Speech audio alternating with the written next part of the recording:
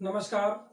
आप सभी का स्वागत है राम गुलाम राय शिक्षण प्रशिक्षण महाविद्यालय गोरखपुर के द्वारा राम गुलाम राय ऑनलाइन क्लासेज में डीएलएड चतुर्थ सेमेस्टर प्रथम प्रश्न पत्र आरंभिक स्तर पर भाषा के पठन लेखन एवं गणितीय क्षमता के विकास के पाठ्यक्रम के अंतर्गत गत सेशन में हमने भाषा के 3 अंग वर्ण, शब्द और वाक्य में वर्ण और शब्द को पढ़ा। आज हम लोग वाक्य के बारे में अध्ययन करेंगे। वाक्य विचार,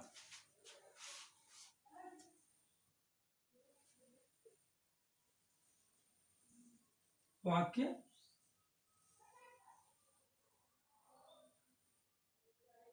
वाक्य विचार। इस प्रकार से आपने देखा वर्ण को, फिर देखा वर्णों के समूह से शब्द, शब्द का एक अर्थ होता है। उसी प्रकार शब्दों के समूह को वाक्य, वाक्य विचार आज हम देखेंगे। यह है क्या?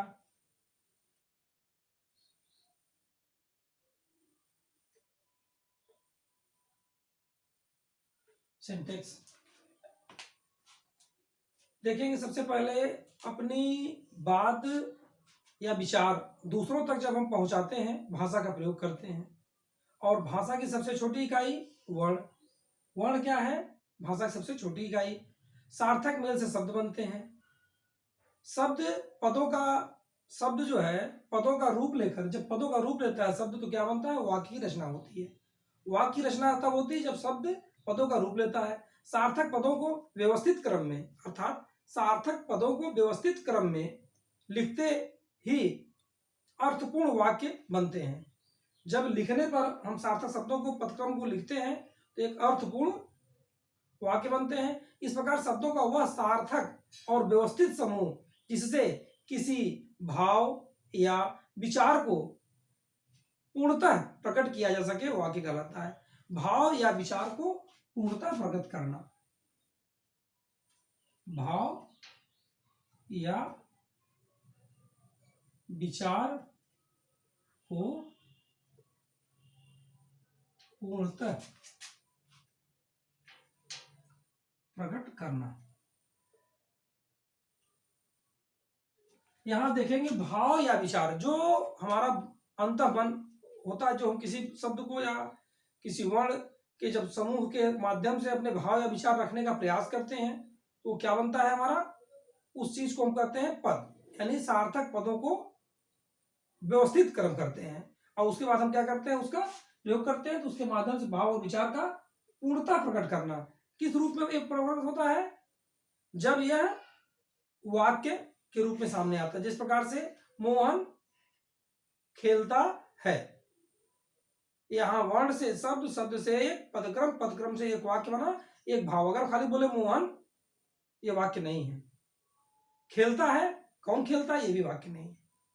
इस प्रकार से उसका एक भाव या विचार को प्रकट करना और वो पूर्णता प्रकट करना, जो उस प्रकार से उस वाक्य के बारे में एक भाव विचार स्पष्ट दिखाई दे। इस आधार पर हमें देखेंगे कि वाक्य के कुछ आवश्यक तत्व हैं। ये आवश्यक तत्व क्या हैं जिसके आधार पर वाक्य की रचना होती है? इन आवश्यक तत्वों को कुल वाक्य के आवश्यक तत्व कितने हैं? 6 है। मान लीजिए 6 आवश्यक तत्व हैं।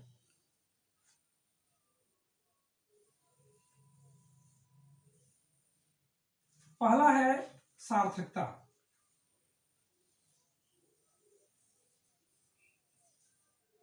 दूसरा है योग्यता।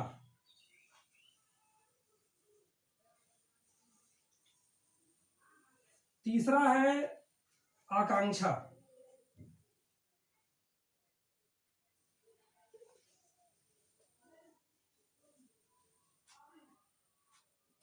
चौथा है, छठवां है अन्वय या अन्विति भी कहते हैं।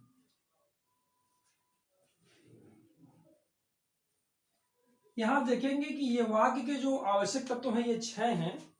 जिसमें सार्थकता, योग्यता, आकांक्षा, निकटता, पदक्रम, अन्वय या अन्विति। ये है क्या?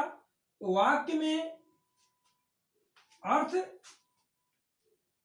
की दृष्टि से जो शब्द हैं वो क्या हो, सामर्थ्य शक्ति रखे हों, उनके अंदर वह सार्थकता हो जो शब्द में भाव प्रकट कर सके। वाक्य में केवल सार्थक पदों का प्रयोग होता है, कभी कभी निरर्थक पद भी वाक्य में प्रयुक्त होते हैं, अर्थ की दृष्टि से उचित नहीं है। दूसरा है योग्यता। योग्यता का तात्पर्य यह है वाक्य के अर्थ किसी भी प्रकार से ऐसे न हो कि वह अपना भाव प्रकट करने में अपने आप में असमर्थ हो। अर्थात यहां पर हम यह कहेंगे कि कोई वाक्य के अंदर प्रयुक्त शब्द इस प्रकार से हो कि वह अपनी योग्यता प्रकट कर सके। योग्यता की बात हम कर रहे थे, उसमें अर्थ को प्रकट करने की शक्ति और सामर्थ्य हो। जिस प्रकार से अगर कृषक अग्नि से खेत को सींचता है, वाक्य तो पूरा है लेकिन इसके सामर्थ्यता है, अग्नि की का जो गुण है, धर्म है, वो है सींचना नहीं बल्कि जलाना। हाथी को रस्सी से बांधना नहीं, हमेशा हाथी को जंजीर से बांधने का सामर्थ्यता होता है। यही योग्यता है। जब इस प्रकार के शब्द हों, जब वो वाक्य में जो उसकी सामर्थ्य योग्यता को मतलब स्पष्ट करने में समर्थ हो, तो वहां पे कुछ ध्यान देना है कि वाक्य की योग्यता हो जिससे उसका अर्थ स्पष्ट हो सके। तीसरी बात है आकांक्षा। आकांक्षा का तात्पर्य यहां हम ले सकते हैं कि हम किसी भी वाक्य को सुने और सुनने के बाद जो अगले क्रम में वाक्य को सुनने की आकांक्षा या इच्छा होती है, वह इस से हमारा तात्पर्य है। चौथी बात है निकटता। निकटता है कि एक वाक्य के अंतर्गत जब हम शब्द क्रमों को यूज करते हैं, शब्दों को, उनके बीच में एक निकटता हो, शब्द एक अभी हो एक आगे हो। ऐसा ना हो कि कोई वाक्य हमने यहाँ लिखा, इसके बीच में दूरी बढ़ा दे, एक यहाँ लिखे एक यहाँ लिखे, तो यह ठीक उचित नहीं है। एक बात आती है पद क्रम की। पद क्रम को हम यूं कह सकते हैं, वाक्य में सार्थक पद एक निश्चित क्रम में आने चाहिए, उनका क्रम आगे पीछे नहीं होना चाहिए। जिस प्रकार से गीता किताब पढ़ती है, गीता पढ़ती है किताब, यह पदक्रम के हिसाब से उचित नहीं है। गीता किताब पढ़ती है, यह सही है। एक अगली बात आती है अन्वय या अन्विति। अन्वय या अन्विति, इसके अंतर्गत हम देखते हैं, इसके अंतर्गत हम देखते हैं कि शब्दों का जो शाब्दिक अर्थ है वो मेल खाता है कि नहीं। जिस प्रकार से हम एक शब्द लिख रहे हैं, गरिमा ने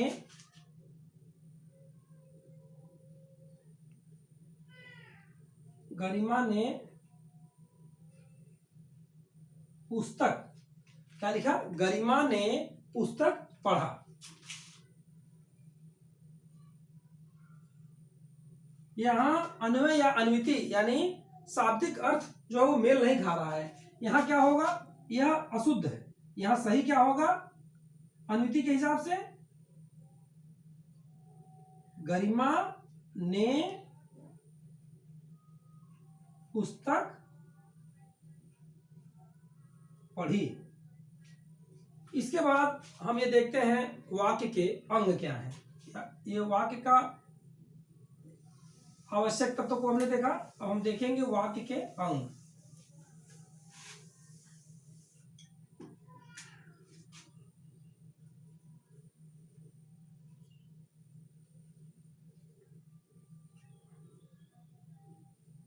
वाक्य के अंग दो हैं, एक दो। पहला वाक्य के अंग, वाक्य के दो अंग हैं।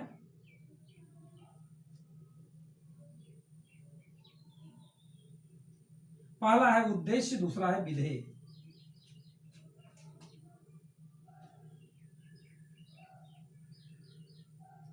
अमन पढ़ता है, यह एक वाक्य है।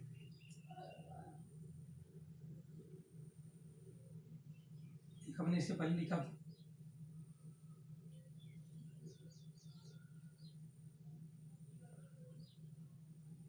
गरिमा पुस्तक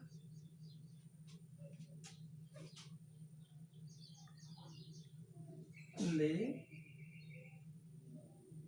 कर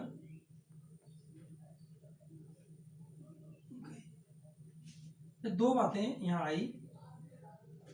यह एक वाक्य है। इस वाक्य में के दो अंग होते हैं, एक उद्देश्य और एक विधेय। उद्देश्य क्या होता है? वाक्य में जिसके विषय में कुछ कहा जाए। उद्देश्य क्या होता है? उद्देश्य वह है कि जिसके विषय में कुछ कहा जाए, वह उद्देश्य होता है। यहाँ किसके विषय में कहा जा रहा है? अमन पढ़ता है। कौन पढ़ता है? यह शब्द आया अमन। अमन क्या हुआ? उद्देश्य हुआ। उद्देश्य वाक्य का कर्ता ही उद्देश्य होता है, यानी वाक्य में जो कर्ता होता है वही क्या होता है? उद्देश्य होता है। कर्ता ही उद्देश्य होता है। विधेय उद्देश्य के बारे में जो कुछ कहा जाए वह क्या होता है? विधेय होता है। उद्देश्य के बारे में जो कुछ कहा जाए वो क्या होता है? विधेय होता है। वाक्य के दो अंग, उद्देश्य और विधेय। अमन पढ़ता है, गरिमा पुस्तक लेकर गई, तो यहाँ गरिमा उद्देश्य हुआ और पुस्तक लेके जाना ये क्या आ जाएगा? विधेय। उद्देश्य यहाँ यह हुआ और इसके बाद ये क्या हुआ? विधेय। कभी कभी उद्देश्य और विधेय में कुछ और तत्व या कुछ और शब्द आते हैं, उसे हम विधेय विस्तार वाक्य भी कहेंगे, जो विधेय को विस्तार देते हैं। जैसे लेकर गई और पुस्तक, ये विस्तार शब्द इसके लिए प्रयुक्त होगा। अब हम बात करेंगे वाक्य के भेद। वाक्य के भेद।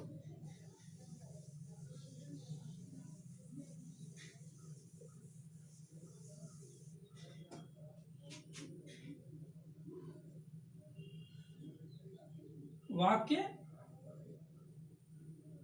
भेद, इसको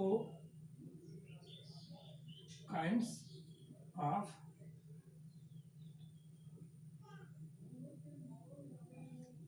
सेंटेंस, यह दो प्रकार का होता है।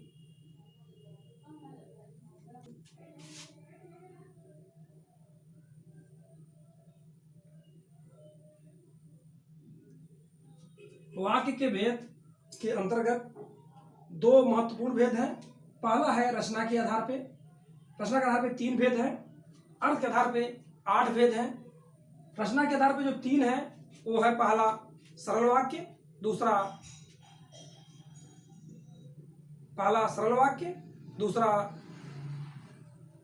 संयुक्त वाक्य, तीसरा मिश्रित वाक्य। सरल वाक्य, संयुक्त वाक्य और मिश्रित वाक्य। मिश्रित वाक्य को मिश्र वाक्य भी कहते हैं।